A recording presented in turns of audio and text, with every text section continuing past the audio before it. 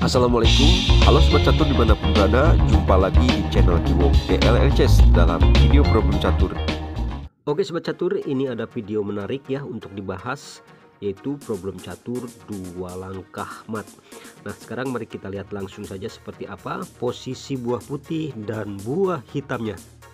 Untuk posisi buah putih, rajanya berada di H5, kemudian menteri di D1, lalu benteng di E2, dan benteng lagi di D3, kemudian pion berada di G3 dan pion lagi di G2.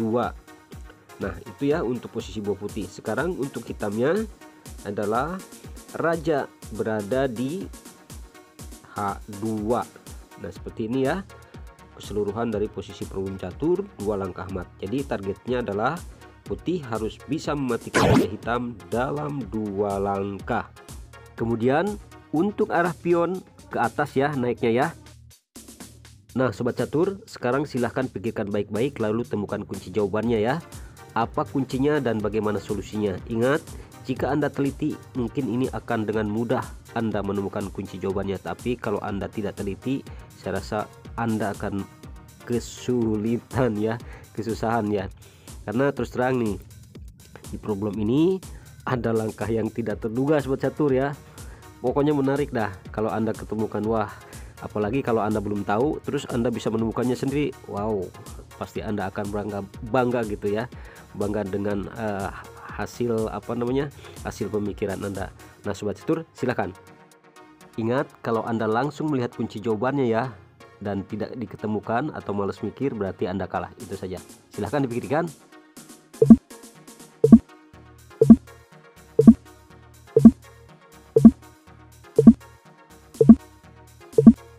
Ya, waktunya sudah selesai. Mudah-mudahan sampai di sini Anda sudah bisa memecahkannya. Saya mengucapkan selamat buat Anda yang hebat ya, yang sudah bisa menemukannya. Nah Sobat Catur, buat yang belum gak usah khawatir ya, mungkin Anda masih butuh waktu saja ya.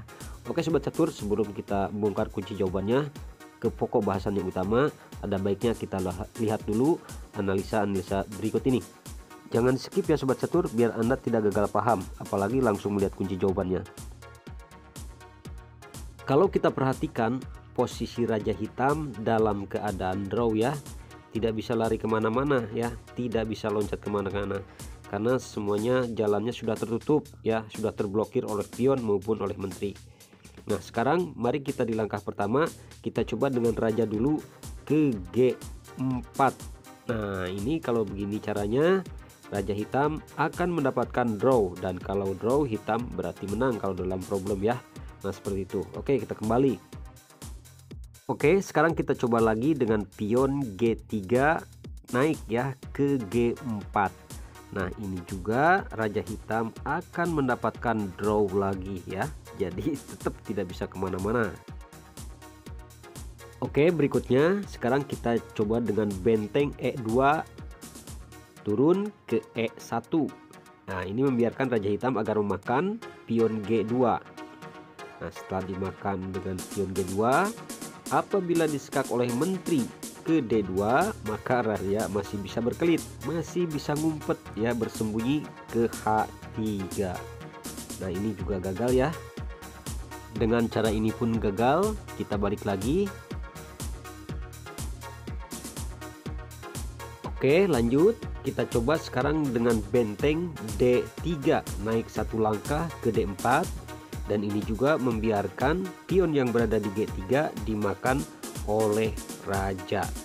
Nah setelah itu kita coba disekak oleh menteri ke D3, maka raja pun masih bisa balik lagi ya, bisa bersembunyi lagi ke tempat asal yaitu ke H2. Nah Sobat Catur, ini juga gagal ya. Nah sudah beberapa kali kita coba, kita analisa dengan cara seperti itu gagal. Lalu kemana dong kunci jawabannya ya, yang tepat, yang jitu gitu ya, langkahnya yang akurat. Nah Sobat Catur, kalau Sobat Catur teliti ya tadi mungkin sudah terjawab ya. Nah ini buat yang belum teliti nih, kemana nih arahnya, coba sekarang kita tanya raja ya.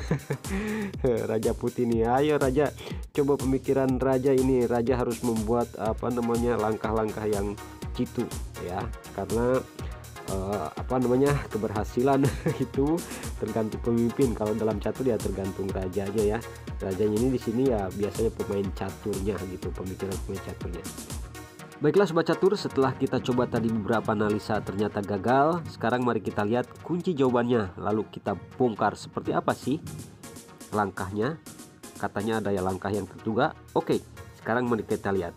Namun sebelum itu, buat sobat catur yang belum subscribe ya, buat Anda yang ingin mendapatkan notifikasi terbaru dari video-video saya, video short atau video ininya, problem caturnya, silahkan di subscribe, di like ya, di share atau dibagikan ya, dan jangan lupa komentar kalau ada yang kurang berkenan, dan mohon maaf ya kalau ada kekurangan dalam komentar maupun dalam menganalisanya. Baiklah sobat catur, ini dia kunci jawabannya. Iya, jika ada yang sudah menjawab bahwa kunci jawabannya terletak pada benteng, yaitu benteng yang mana? Benteng yang berada di D3. Arahnya kemana? Iya, arahnya adalah ke D7. Nah ya, buat yang kurang teliti dan belum menemukan kunci jawabannya, mungkin bertanya-tanya ya, mau ngapain benteng ke situ ya? Arahnya kemana coba? Ya, kita pikir seolah-olah, wah ini nggak masuk akal ini. Tapi setelah kita perhatikan, coba kita lihat. Nah, setelah Raja Hitam memakan pion yang berada di G3 yang dibiarkan lepas oleh benteng D3, maka langkah keduanya adalah menteri ke D6 yang sudah diberikan akses atau jalan oleh benteng ya. Nah, jadi seperti itu. Kemudian ini dia.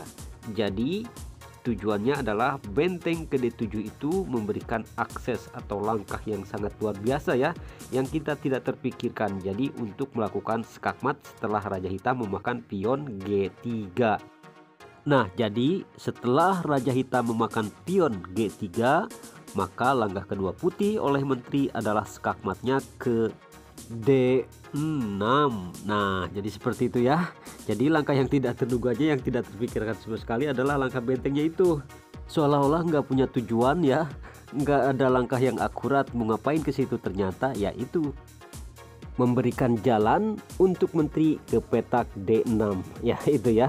Jadi kalau benteng masih di situ tidak akan bisa. Oke, sekarang mari kita kembali dan kita lihat sekali lagi, karena solusinya cuma satu ya, cuma itu saja.